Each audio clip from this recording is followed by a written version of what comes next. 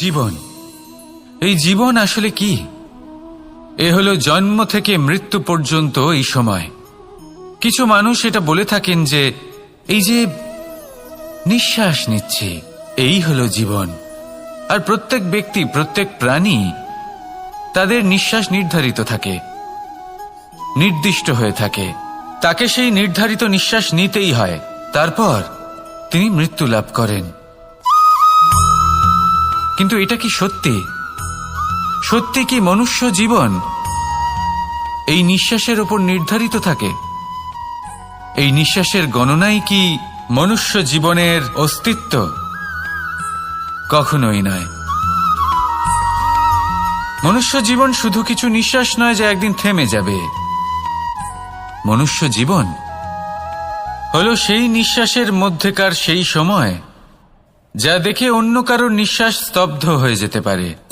সেই মুহূর্ত যেখানে মানুষ আপনার মধ্যে সেই প্রেম দেখতে পারে, আপনার সাহস দেখতে পারে, আপনার শক্তি দেখতে পারে, আপনার চেষ্টা দেখতে পারে, আপনার পরিশ্রম দেখতে পারে, অন্যায় আর দুর্নীতির বিরুদ্ধে আপনার যুদ্ধ দেখতে পারে। জীবনে গুরুত্বপূর্ণ সেই মুহূর্ত, সেই সময় যেটা আপনি বেঁচে আছেন। সেই সময়ে আপনি এই সংসারের অন্য ব্যক্তিদের জীবন বাঁচার একটা দিশা দেখাতে পারেন, একটা প্রেরণা যোগাতে পারেন, শক্তি দিতে পারেন, আশা দিতে পারেন। তাই জীবনে এটাই করুন, এমন একটা জীবন যাপন করুন যা অন্যের জন্য আদর্শ হয়ে থাকে। এটাই করুন আর আমার সাথে ভালোবেসে বলুন, রাধা রাধা। আমরা সবাই নিজেকে স্বচ্ছ রাখতে চাই, শুদ্ধ রাখতে চাই, পবিত্র রাখতে চাই। আর দেখতে গেলে এটা হলো আমাদের কর্তব্যও বটে। এবার এটার জন্য আমরা কি না করি। যখনই আমরা সকালে উঠি তখন উঠেই আমরা দাঁত মাজি। দিনে যখনই আমরা সময় পাই কিছু সুগন্ধি খাদ্য খাবার চেষ্টা করি যাতে আমাদের মুখ থেকে দুর্গন্ধ না আসে, বরং সুগন্ধ আসে। এই পা দুটো আমরা শুদ্ধ রাখার জন্য, পবিত্র রাখার জন্য যখনই আমরা বাড়ির বাইরে যাই পাদুকা পায়ে দিয়ে যাই, আর যখন ফিরে আসি আমরা জল দিয়ে পা ধুয়ে নিই। মনে রাখবেন, সেই ব্যক্তির মুখ হলো সব থেকে বেশি পবিত্র যে মুখ দিয়ে ঈশ্বরের নাম নেওয়া হয়, যার বাণী হলো অত্যন্ত শুভ, যা মানুষের পথ প্রদর্শন করে, যা মানুষকে শান্তি দেয়। যদি এই হৃদয়কে আপনি পবিত্র করতে চান তাহলে মানবতাকে বুঝতে হবে, মানুষের দুঃখগুলিকে বুঝতে হবে, তবেই এই হৃদয় পবিত্র হবে। এই পা দুটো যদি আপনি পবিত্র করতে চান তাহলে কোনো তীর্থস্থানে যান। ওখানে হয়তো আপনি জানেনও না যে কতজন সৎপুরুষ, কতজন মহাপুরুষ এসেছেন। তাদের চরণের ধুলো সেখানে পড়েছে যা আপনার চরণ শুদ্ধ করে তুলতে পারে। যদি এই হাতগুলি আপনি পবিত্র করতে চান তাহলে এই হাত দিয়ে শুভ কর্ম করুন, দান করতে শিখুন। আর যদি এই আত্মা আপনি পবিত্র করতে চান, একটাই বিকল্প আছে, প্রেম, শুদ্ধ নিঃস্বার্থ প্রেম।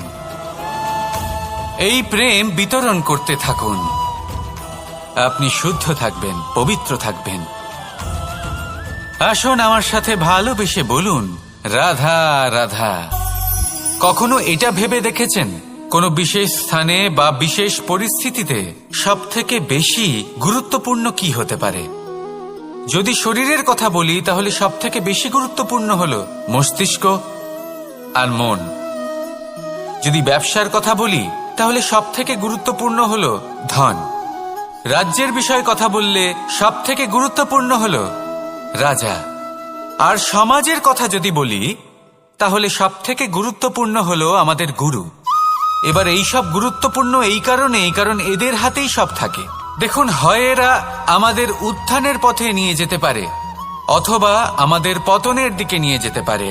এবার যদি কোনো অসামান্য রাজা হন যিনি কিনা সত্যবাদী, যিনি একজন ভালো রাজা, তাহলে তিনি সেই দেশকে, সেই রাজ্যকে বিকাশের পথে নিয়ে যাবেন, আর নয়তো অন্ধকারের পথে নিয়ে যাবেন। যদি এবার গুরুর কথা বলা হয় তাহলে জেনে রাখুন, গুরু যদি শ্রেষ্ঠ হন তাহলে সংস্কৃতির সর্বশ্রেষ্ঠ স্তরে উনি এই সমাজকে নিয়ে যাবেন। যদি গুরু পাখণ্ডী হন, লোভী হন, লালসাগ্রস্ত হন, তাহলে এই সমাজেও এই পাখণ্ডতা, এই লোভ, এই লালসাই প্রকাশিত হবে। ঠিক এইভাবেই জীবনে, মানুষের জীবনে প্রেমেরও এক গুরুত্বপূর্ণ স্থান রয়েছে। যদি মানুষের মনে প্রেম থাকে তাহলে ধরে নিন সে জীবিত রয়েছে, আর যদি না থাকে তাহলে সে মৃতই প্রায়। যদি রাধা কৃষ্ণের বিষয়ে কথা বলবো কৃষ্ণের জীবনে যদি রাধা থাকে তাহলেই কৃষ্ণ হলো কৃষ্ণ, আর যদি রাধা না থাকে তাহলে কৃষ্ণ হলো যে কোনো পশুরই সমান। আসলে পশু থেকে মানুষ হওয়ার এই যে যাত্রা, এর আধার হলো প্রেম। এই প্রেমকে মনে জাগ্রত করে রাখুন আর আমার সাথে ভালোবেসে বলুন, রাধা রাধা। প্রেম, এই প্রেম আসলে কি? বেশিরভাগ মানুষই বুঝতে পারেন না, কিন্তু এটাতে তাদের কোনো দোষ নেই, কারণ তাদের কাছে প্রয়োজনীয় জ্ঞানই নেই। এবার প্রেমের বিষয়ে আজ আমি একটা ছোট্ট কথা বলতে চাই। আপনি দেখবেন কিছু মানুষ যখন কাউকে ভালোবাসেন তখন তাদের মনে হয় সেই ব্যক্তির ওপর ওনার অধিকার রয়েছে। এবার সেই অধিকারের বোধে ফেঁসে গিয়ে নিজেই ক্রুদ্ধ হয়ে বসেন যে ও আমার কথা মনে করল না, ওর স্মৃতিতে আমার কোনো স্থান নেই, ও আমার সাথে কথাই বলতে ভুলে গেছে, ইত্যাদি ইত্যাদি অনেক কারণ হতে পারে। আমি আপনাকে একটা প্রশ্ন করি, এই যে স্মৃতিগুলি, এটাই কি ভালোবাসা? কখনোই নয়। প্রেম তো হলো সেই আবেগ, সেই বোধ যা এক সুগন্ধিত ফুলের মতো আপনার জীবনকে, আপনার মনকে আনন্দিত করবে, প্রসন্নতার দ্বারা ভরিয়ে তুলবে। প্রেম হলো সেই বোধ। তাই যদি আপনি প্রেমকে বুঝতে চান তাহলে প্রেমের ভাবনাকে বোঝার চেষ্টা করুন। প্রেমকে যদি যাপন করতে চান তাহলে আবেগের দ্বারা যাপন করুন, স্মৃতির দ্বারা নয়। স্মৃতির কি আছে? আজ আছে, পরবর্তীকালে নাও থাকতে পারে। সময়ের সাথে এই স্মৃতি ফিকে হয়ে যেতে পারে, কিন্তু এই আবেগ তা চিরকাল মনের মাঝে থেকে যায়। তাই আসুন আর আমার সাথে ভালোবেসে বলুন, রাধা রাধা। রাজ্য, শাসন, সাম্রাজ্য, সংস্থাপনা, এগুলিকে সফল কখন বলা যেতে পারে?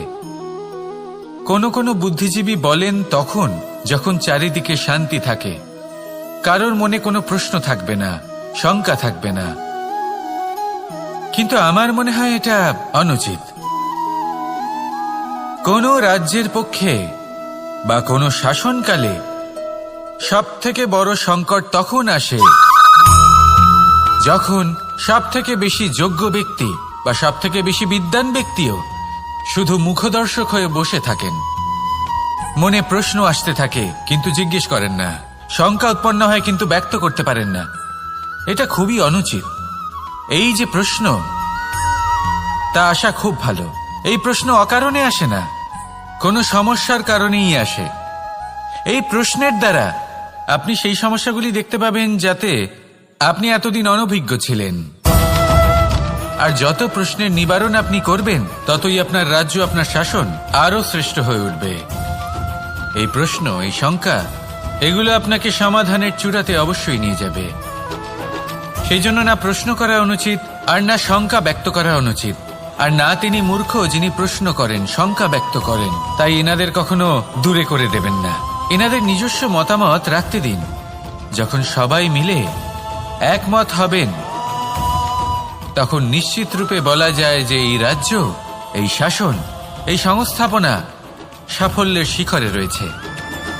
তাহলে আসুন আর আমার সাথে ভালোবেসে বলুন, রাধা রাধা। প্রকৃতি, নিয়তি কখনোই কারোর সাথে পক্ষপাত করে না, প্রত্যেককে জীবনদান দেয়, সমান সুযোগ প্রদান করে। এটা সেই ব্যক্তির উপরে নির্ভর করে যে সে কিভাবে তার থেকে লাভবান হয়ে উঠবে।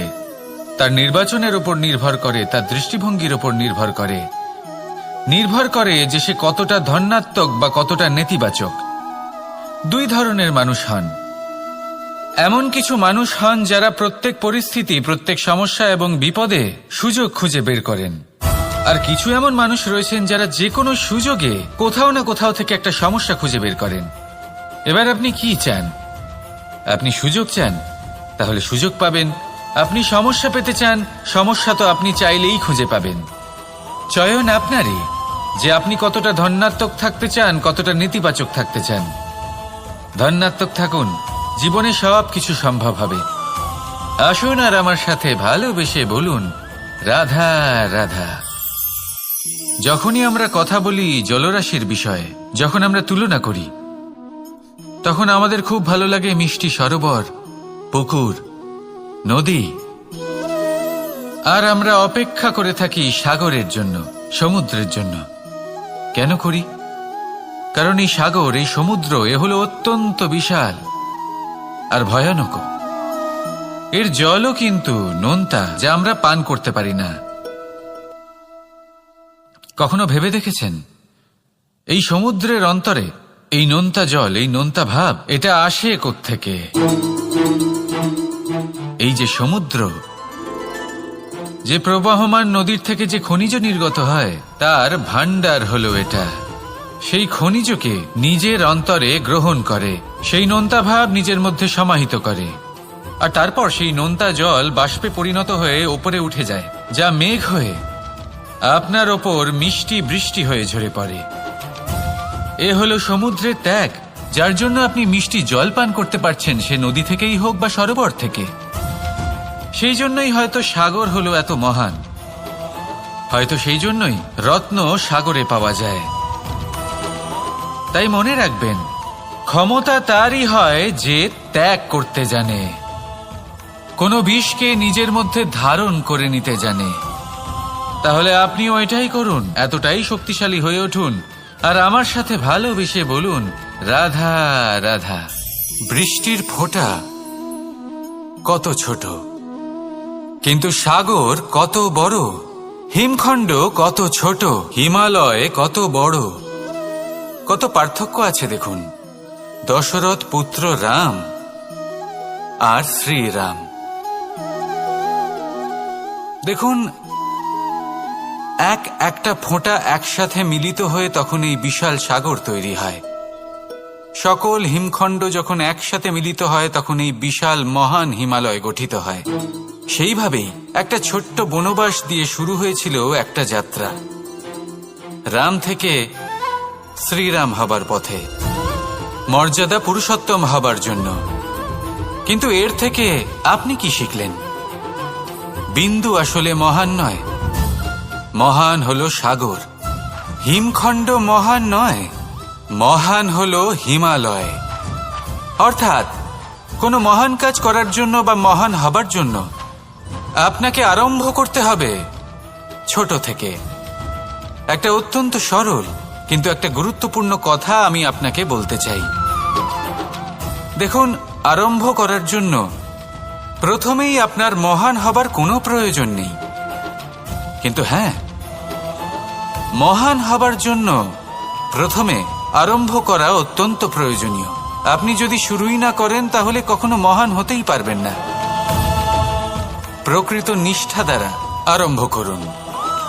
আপনার পদক্ষেপ, আপনার কর্ম যতই ক্ষুদ্র হোক না কেন, তা করতে থাকুন, নিরন্তর চেষ্টা করতে থাকুন। তারপর দেখবেন এই যে মহানুভবতা নিজে পথ চলে আপনার কাছে আসবে। তাই আপনি এটাই করুন আর আমার সাথে ভালোবেসে বলুন রাধা রাধা। কোনো প্রাণী, মানুষ অত্যন্ত চঞ্চল হয়, একদম জলের মতো। জলও অত্যন্ত চঞ্চল, অত্যন্ত উৎসুক। জল সবসময় উৎসুক হয়ে থাকে আকাশের কাছে যাবার জন্য। সেই জন্য সে নিজেকে জ্বালায়, বাষ্প হয়, আর আকাশে পৌঁছে মেঘে সমাহিত হয়ে যায়। তারপর সেই জল উৎসাহিত হয়ে থাকে যে ও কবে বৃষ্টির ধারা হয়ে মাটিতে ঝরে পড়বে। প্রখর বায়ুর বেগ সহ্য করে, তারপর মাটিতে ঝরে পড়ে। এটা জল কিভাবে করতে পারে? তার উত্তর হলো এটাই যে জল যাত্রার উদ্দেশ্য আর মাহাত্ম্য বুঝতে পারে। আর সত্যি বলতে এই যাত্রা কিন্তু অত্যন্ত গুরুত্বপূর্ণ। দুর্ভাগ্যজনক বিষয় হলো এটাই যে মানুষ তার নিজেরও একটা যাত্রা থাকে, কিন্তু সে তার মাহাত্ম্য, তার উদ্দেশ্য বুঝতেই পারে না। সে শুধু ব্যস্ত হয়ে থাকে লক্ষ্য প্রাপ্তির দিকে, কিন্তু জীবনের যে আসল সুখ রয়েছে তা এই যাত্রার মধ্যেই লুকিয়ে রয়েছে। সেই জন্য এই যাত্রা যাপন করতে শিখে নিন, এর আনন্দ উপভোগ করতে শিখে নিন। কারণ যে ব্যক্তি এই যাত্রায় আনন্দ নিতে শিখে যান, আনন্দ উপভোগ করতে শিখে যান, সে নিজের লক্ষ্যে নিশ্চিত রূপে পৌঁছে যান। তাই নিজের এই যাত্রার প্রত্যেক মুহূর্ত উপভোগ করতে থাকুন আর এই আনন্দ সহকারে বলুন, রাধা রাধা।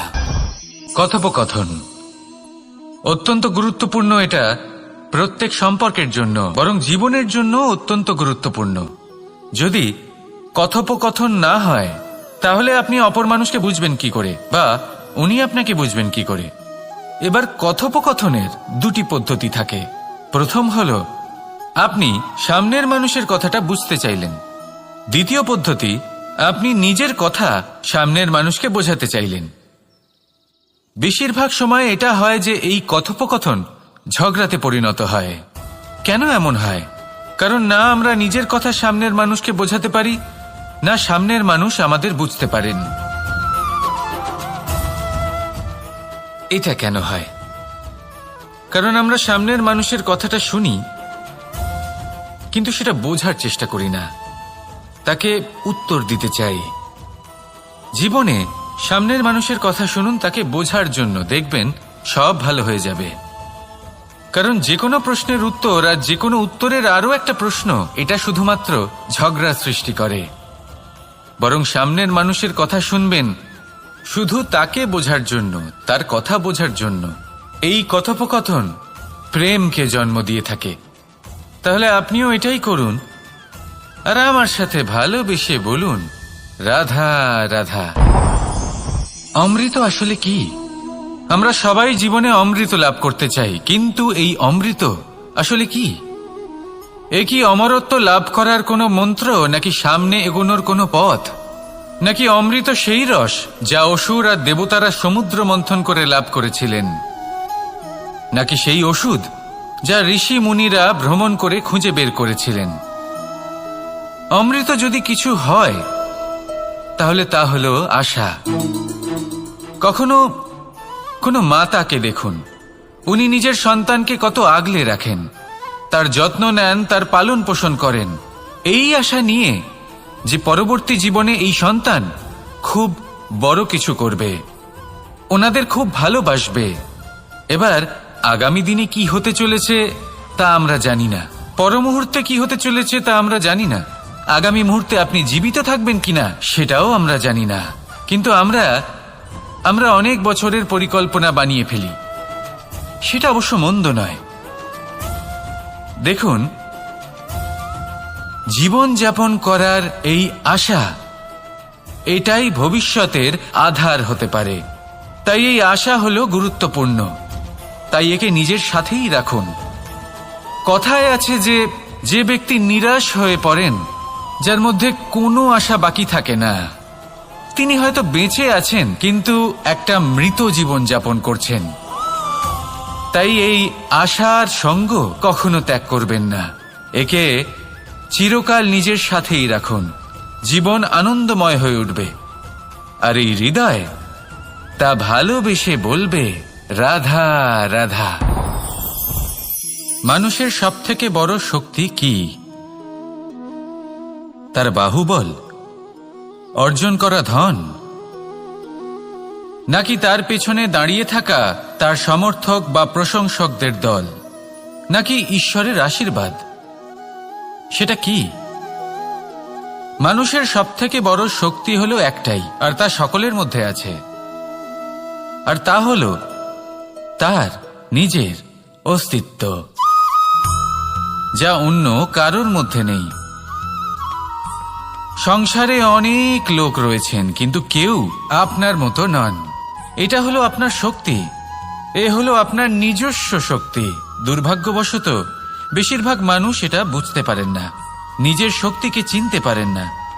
কিন্তু যদি আপনি চিনতে পারেন, তাহলে আপনি নিজের অন্তরে অনুভব করবেন একটা অসীম শক্তির অস্তিত্ব। যে সাফল্যের পথে আপনি চলছেন, আপনি দেখবেন যে এই সাফল্যের দ্বার নিজে থেকেই খুলে গেছে।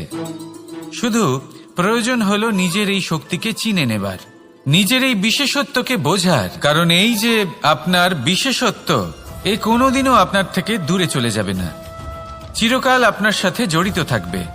যদি আমি বাহুবলের কথা বলি, সময়ের সাথে সেটা চলে যাবেই। যদি কথা বলি অর্জিত ধনের, তাহলে সময়ের সাথে সেটাও চলে যাবে। মিত্র, পরিবার, বন্ধু, আশীর্বাদ, এই সব কিছু আপনার থেকে দূরে চলে যেতে চলেছে, সেটা আপনিও জানেন। কিন্তু এই যে আপনার অস্তিত্ব, আপনার বিশেষ শক্তি যা শুধু আপনার সাথে আছে, তা চিরকাল আপনার সাথেই জুড়ে থাকবে। দরকার হলো শুধুমাত্র এটা চিনে নেওয়ার, নিজের উপর বিশ্বাস রাখার আর জীবনে এগিয়ে চলার। আপনি যদি এটা করেন, তাহলে সবাই এটা দেখে আপনার থেকে শিক্ষা নেবেন। তাহলে এটাই করুন আর আমার সাথে ভালোবেসে বলুন, রাধা রাধা।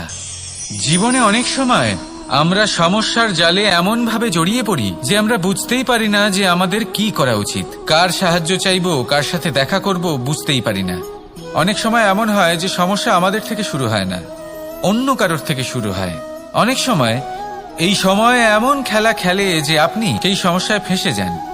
কিন্তু সমস্যা যেখান থেকেই শুরু হোক না কেন, সেই সমস্যার সমাধান আপনাকে করতেই হবে।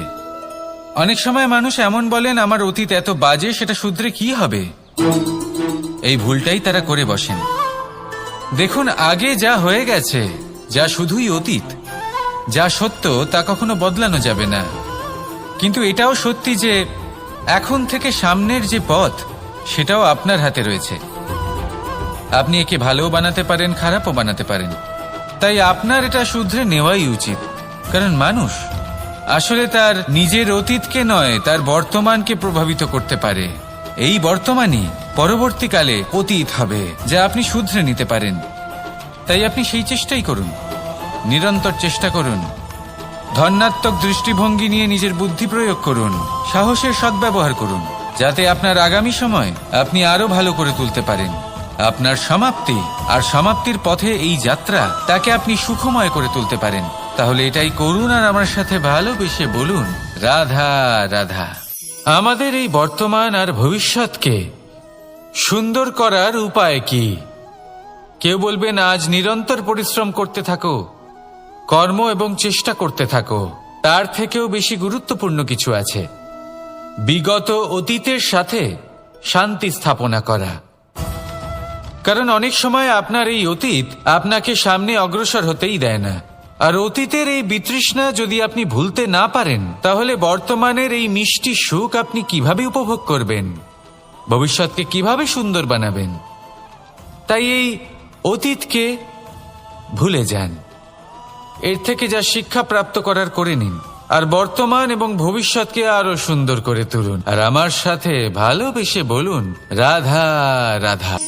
কথায় আছে যে নিজে করে দেখো, নিজে অভিজ্ঞতা প্রাপ্ত করো, নিজে শেখো, নিজে জানো। এতে কোনো কিছুই অনুচিত নেই। দেখুন, এমন নতুন কিছু করা যা আজ পর্যন্ত কখনো কেউ করেননি, তার থেকে যে অভিজ্ঞতা আসবে তা না শুধু আপনার জন্য বরং সবার জন্য লাভদায়ক হবে। যারা আপনাকে দেখে শিখছেন তাদেরও এতে লাভই হবে। কিন্তু সমস্যা কোথায় উৎপন্ন হয় সেটা আমি আপনাকে বলি। আমাদের জীবনকাল এতটাও বড় নয় যে প্রত্যেক কাজ করে আমরা অভিজ্ঞতা দ্বারা কিছু শিখতে পারবো। এবার ধরুন, এই যে আগুন গরম হয়, এটা জানার জন্য সংসারের প্রত্যেক মানুষকে আগুনে হাত দেওয়ার কোনো প্রয়োজন নেই।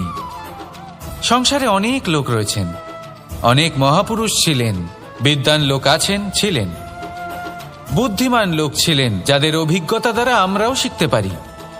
ওনাদের জীবনকে দেখে আমরাও অভিজ্ঞতা লাভ করতে পারি। যদি এটা করেন তাহলে জীবন আরো কিছুটা সরল হয়ে যাবে। নয়তো আমাদের কাছে তো বিকল্প রয়েছেই। আগুনে হাত দিয়ে দেখুন, সমুদ্রে ঝাঁপ দিয়ে দেখে নিন, অনেক বিকল্প রয়েছে। সিদ্ধান্ত আপনারই।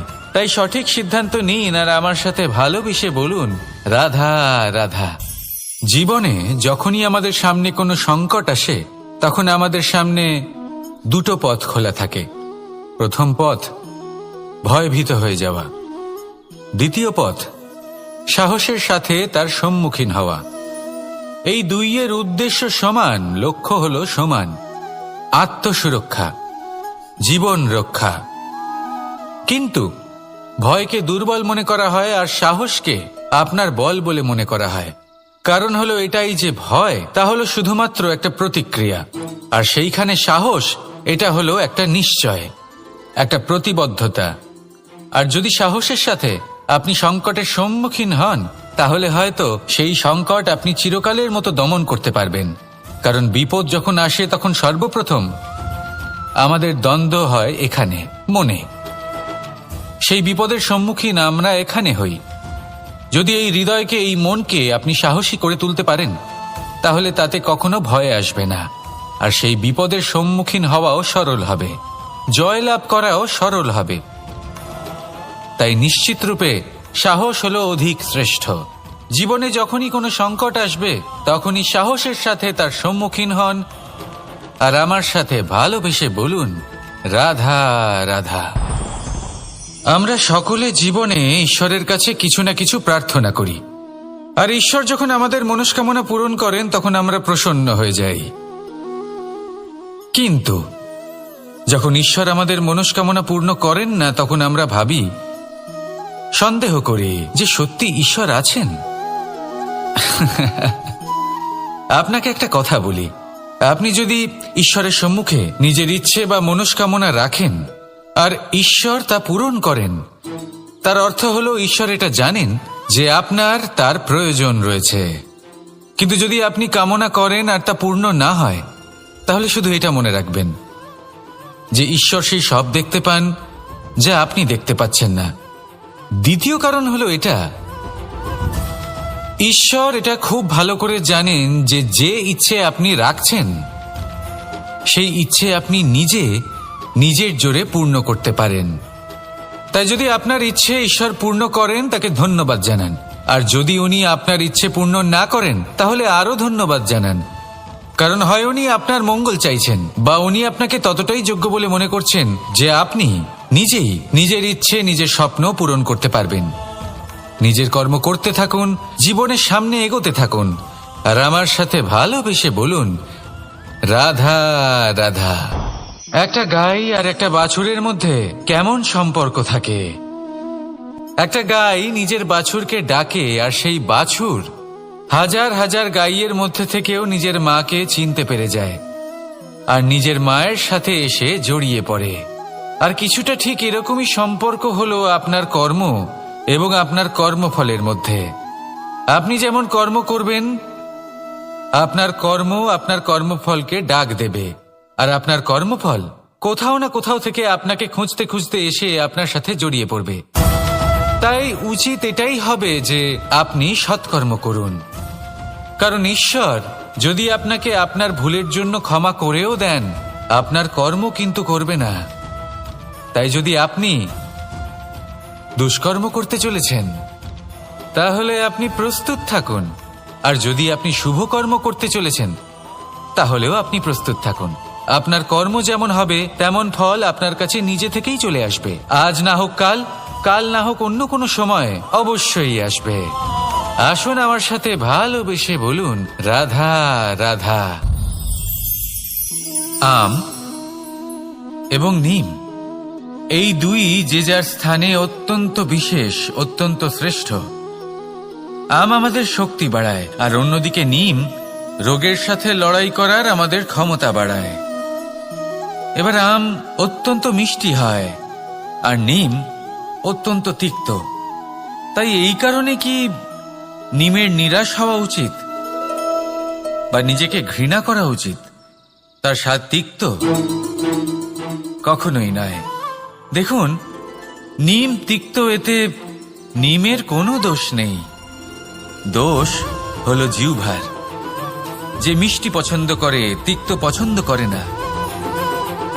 কিন্তু যদি আপনি নিজের জীবনে নিমের প্রয়োগ না করেন, তাহলে আপনার রোগ প্রতিরোধ ক্ষমতা বাড়বেই না। তাই নিম হলো অত্যন্ত গুরুত্বপূর্ণ। এর থেকে আপনি কি শিক্ষা পেলেন? এটাই যে জীবনে কখনো অন্য কারোর মাপকাঠি দ্বারা নিজেকে পরখ করবেন না। আপনার যোগ্যতা, আপনার বিশেষত্ব, আপনার গুণ, অপগুণ, এই সব কিছু আপনি নিজে বুঝে নিন, সেটাই যথেষ্ট। আসুন আর আমার সাথে ভালোবেসে বলুন, রাধা রাধা। আপনি কি কখনো কুয়ো থেকে কাউকে জল বের করতে দেখেছেন? একটা পাত্রকে দড়ি দিয়ে বাঁধা হয়, তারপর তাকে কুয়োতে ফেলা হয়, টেনে তুলতে হয়, তবেই জল পাওয়া যায়। খুব সহজ ব্যাপার। কিন্তু কখনো এটা ভেবে দেখুন, কুয়োতে পাত্র ফেলার পরে যদি পাত্র সোজা হয়ে থাকে তাহলে তা জলে প্রবেশ করতেই পারবে না। না জল সেই পাত্রে প্রবেশ করতে পারবে, সেই পাত্রকে নত হতে হবে, তবেই জল সেই পাত্রে প্রবেশ করবে, তবেই টেনে আনলে সেই জল আপনার তৃষ্ণা নিবারণ করবে। আর এর মধ্যে জীবনের একটা মূল্যবান শিক্ষা লুকিয়ে রয়েছে, এমন এক শিক্ষা যা সংসারের প্রত্যেক মানুষের জন্য গুরুত্বপূর্ণ। আর সেই শিক্ষার নাম হল বিনম্রতা। সংসারে প্রত্যেক মানুষের বিনম্র হওয়া উচিত। আপনি নিজেকে বিনম্র করে তুলুন, আপনি বড়দের আশীর্বাদ লাভ করবেন, সাফল্যের মুখও দেখতে পাবেন। আপনি যদি বিনম্র না হন তাহলে কিছুই টিকবে না। সেই জন্য বিনম্র থাকুন আর আমার সাথে ভালোবেসে বলুন, রাধা রাধা। জীবন, এই জীবন আসলে কি? এ হলো জন্ম থেকে মৃত্যু পর্যন্ত এই সময়। কিছু মানুষ এটা বলে থাকেন যে এই যে নিঃশ্বাস নিচ্ছে এই হলো জীবন। আর প্রত্যেক ব্যক্তি, প্রত্যেক প্রাণী, তাদের নিঃশ্বাস নির্ধারিত থাকে, নির্দিষ্ট হয়ে থাকে। তাকে সেই নির্ধারিত নিঃশ্বাস নিতেই হয়, তারপর তিনি মৃত্যু লাভ করেন। কিন্তু এটা কি সত্যি? সত্যি কি মনুষ্য জীবন এই নিঃশ্বাসের উপর নির্ধারিত থাকে? এই নিঃশ্বাসের গণনাই কি মনুষ্য জীবনের অস্তিত্ব? কখনোই নয়। মনুষ্য জীবন শুধু কিছু নিঃশ্বাস নয় যা একদিন থেমে যাবে। মনুষ্য জীবন হলো সেই নিঃশ্বাসের মধ্যেকার সেই সময় যা দেখে অন্য কারোর নিঃশ্বাস স্তব্ধ হয়ে যেতে পারে। সেই মুহূর্ত যেখানে মানুষ আপনার মধ্যে সেই প্রেম দেখতে পারে, আপনার সাহস দেখতে পারে, আপনার শক্তি দেখতে পারে, আপনার চেষ্টা দেখতে পারে, আপনার পরিশ্রম দেখতে পারে, অন্যায় আর দুর্নীতির বিরুদ্ধে আপনার যুদ্ধ দেখতে পারে। জীবনে গুরুত্বপূর্ণ সেই মুহূর্ত, সেই সময় যেটা আপনি বেঁচে আছেন। সেই সময়ে আপনি এই সংসারের অন্য ব্যক্তিদের জীবন বাঁচার একটা দিশা দেখাতে পারেন, একটা প্রেরণা যোগাতে পারেন, শক্তি দিতে পারেন, আশা দিতে পারেন। তাই জীবনে এটাই করুন, এমন একটা জীবন যাপন করুন যা অন্যের জন্য আদর্শ হয়ে থাকে। এটাই করুন আর আমার সাথে ভালোবেসে বলুন, রাধা রাধা। আমরা সবাই নিজেকে স্বচ্ছ রাখতে চাই, শুদ্ধ রাখতে চাই, পবিত্র রাখতে চাই। আর দেখতে গেলে এটা হলো আমাদের কর্তব্যও বটে। এবার এটার জন্য আমরা কি না করি। যখনই আমরা সকালে উঠি তখন উঠেই আমরা দাঁত মাজি। দিনে যখনই আমরা সময় পাই কিছু সুগন্ধি খাদ্য খাবার চেষ্টা করি, যাতে আমাদের মুখ থেকে দুর্গন্ধ না আসে, বরং সুগন্ধ আসে। এই পা দুটো আমরা শুদ্ধ রাখার জন্য, পবিত্র রাখার জন্য যখনই আমরা বাড়ির বাইরে যাই পাদুকা পায়ে দিয়ে যাই, আর যখন ফিরে আসি আমরা জল দিয়ে পা ধুয়ে নিই। মনে রাখবেন, সেই ব্যক্তির মুখ হলো সব থেকে বেশি পবিত্র যে মুখ দিয়ে ঈশ্বরের নাম নেওয়া হয়, যার বাণী হলো অত্যন্ত শুভ, যা মানুষের পথ প্রদর্শন করে, যা মানুষকে শান্তি দেয়। যদি এই হৃদয়কে আপনি পবিত্র করতে চান তাহলে মানবতাকে বুঝতে হবে, মানুষের দুঃখগুলিকে বুঝতে হবে, তবেই এই হৃদয় পবিত্র হবে। এই পা দুটো যদি আপনি পবিত্র করতে চান তাহলে কোনো তীর্থস্থানে যান। ওখানে হয়তো আপনি জানেনও না যে কতজন সৎপুরুষ, কতজন মহাপুরুষ এসেছেন। তাদের চরণের ধুলো সেখানে পড়েছে, যা আপনার চরণ শুদ্ধ করে তুলতে পারে। যদি এই হাতগুলি আপনি পবিত্র করতে চান তাহলে এই হাত দিয়ে শুভ কর্ম করুন, দান করতে শিখুন। আর যদি এই আত্মা আপনি পবিত্র করতে চান, একটাই বিকল্প আছে, প্রেম, শুদ্ধ নিঃস্বার্থ প্রেম। এই প্রেম বিতরণ করতে থাকুন, আপনি শুদ্ধ থাকবেন, পবিত্র থাকবেন। আসুন আমার সাথে ভালোবেসে বলুন, রাধা রাধা। কখনো এটা ভেবে দেখেছেন কোনো বিশেষ স্থানে বা বিশেষ পরিস্থিতিতে সবথেকে বেশি গুরুত্বপূর্ণ কি হতে পারে? যদি শরীরের কথা বলি তাহলে সবথেকে বেশি গুরুত্বপূর্ণ হলো মস্তিষ্ক আর মন। যদি ব্যবসার কথা বলি তাহলে সবথেকে গুরুত্বপূর্ণ হলো ধন। রাজ্যের বিষয়ে কথা বললে সবথেকে গুরুত্বপূর্ণ হলো রাজা। আর সমাজের কথা যদি বলি তাহলে সবথেকে গুরুত্বপূর্ণ হলো আমাদের গুরু। এবার এই সব গুরুত্বপূর্ণ কারণ এদের হাতেই সব থাকে। দেখুন, হয় এরা আমাদের উত্থানের পথে নিয়ে যেতে পারে অথবা আমাদের পতনের দিকে নিয়ে যেতে পারে। এবার যদি কোনো অসামান্য রাজা হন যিনি কিনা সত্যবাদী, যিনি একজন ভালো রাজা, তাহলে তিনি সেই দেশকে, সেই রাজ্যকে বিকাশের পথে নিয়ে যাবেন, আর নয়তো অন্ধকারের পথে নিয়ে যাবেন। যদি এবার গুরুর কথা বলা হয় তাহলে জেনে রাখুন, গুরু যদি শ্রেষ্ঠ হন তাহলে সংস্কৃতির সর্বশ্রেষ্ঠ স্তরে উনি এই সমাজকে নিয়ে যাবেন। যদি গুরু পাখণ্ডী হন, লোভী হন, লালসাগ্রস্ত হন, তাহলে এই সমাজেও এই পাখণ্ডতা, এই লোভ, এই লালসাই প্রকাশিত হবে। ঠিক এইভাবেই জীবনে, মানুষের জীবনে প্রেমেরও এক গুরুত্বপূর্ণ স্থান রয়েছে। যদি মানুষের মনে প্রেম থাকে তাহলে ধরে নিন সে জীবিত রয়েছে, আর যদি না থাকে তাহলে সে মৃতই প্রায়। যদি রাধা কৃষ্ণের বিষয়ে কথা বলি, বলবো কৃষ্ণের জীবনে যদি রাধা থাকে তাহলেই কৃষ্ণ হলো কৃষ্ণ, আর যদি রাধা না থাকে তাহলে কৃষ্ণ হলো যে কোনো পশুরই সমান। আসলে পশু থেকে মানুষ হওয়ার এই যে যাত্রা, এর আধার হলো প্রেম। এই প্রেমকে মনে জাগ্রত করে রাখুন আর আমার সাথে ভালোবেসে বলুন, রাধা রাধা। প্রেম, এই প্রেম আসলে কি? বেশিরভাগ মানুষই বুঝতে পারেন না, কিন্তু এটাতে তাদের কোনো দোষ নেই, কারণ তাদের কাছে প্রয়োজনীয় জ্ঞানই নেই। এবার প্রেমের বিষয়ে আজ আমি একটা ছোট্ট কথা বলতে চাই। আপনি দেখবেন কিছু মানুষ যখন কাউকে ভালোবাসেন তখন তাদের মনে হয় সেই ব্যক্তির ওপর ওনার অধিকার রয়েছে। এবার সেই অধিকারের বোধে ফেঁসে গিয়ে নিজেই ক্রুদ্ধ হয়ে বসেন যে ও আমার কথা মনে করল না, ওর স্মৃতিতে আমার কোনো স্থান নেই, ও আমার সাথে কথাই বলতে ভুলে গেছে, ইত্যাদি ইত্যাদি অনেক কারণ হতে পারে। আমি আপনাকে একটা প্রশ্ন করি, এই যে স্মৃতিগুলি, এটাই কি ভালোবাসা? কখনোই নয়।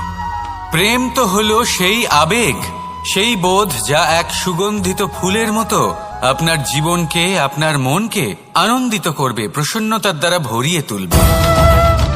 প্রেম হলো সেই বোধ। তাই যদি আপনি প্রেমকে বুঝতে চান তাহলে প্রেমের ভাবনাকে বোঝার চেষ্টা করুন। প্রেমকে যদি যাপন করতে চান তাহলে আবেগের দ্বারা যাপন করুন, স্মৃতির দ্বারা নয়। স্মৃতির কি আছে? আজ আছে, পরবর্তীকালে নাও থাকতে পারে। সময়ের সাথে এই স্মৃতি ফিকে হয়ে যেতে পারে, কিন্তু এই আবেগ তা চিরকাল মনের মাঝে থেকে যায়। তাই আসুন আর আমার সাথে ভালোবেসে বলুন, রাধা রাধা।